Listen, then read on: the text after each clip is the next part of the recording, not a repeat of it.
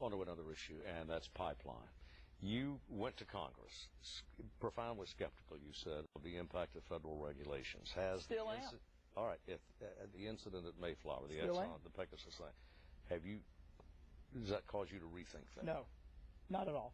If you actually get away from blogs and talking points, and you look at my statements on the floor, I'd be happy to provide many of them, and all the completeness of my statements, I have said repeatedly,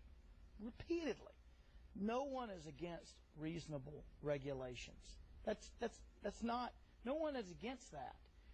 What many of us speak out against is oftentimes regulations that don't connect with the intended goal, or that have duplicative ramifications, or that make people go through hoops, yet they're accomplishing nothing. I believe that in this particular case of the pipeline, and I talked a lot about this yesterday, I'm going to take a look at the specifics of the PHMSA regulations. I'm not saying we need new regulations. We just may need to tweak the ones we've got to make them stronger. I don't know anyone who has contemplated an America with no regulations. I don't know anyone that said that. In this particular instance, I have continued to put pressure on both Exxon and PHMSA to release data for transparency sake, and so that we can all share this information.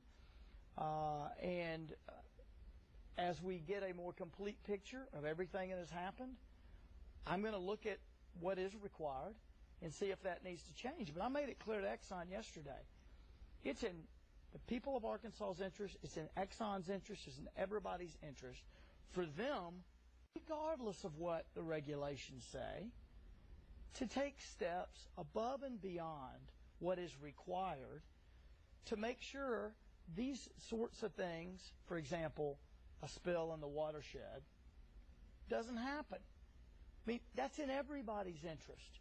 They should move the pipeline out of, for example, the Maumelle watershed. Absolutely, but even beyond that, we had a vice president, and she said yesterday that she was taken out of context or whatever, but in any event, she suggested that they may shut down the Pegasus as it currently is constituted.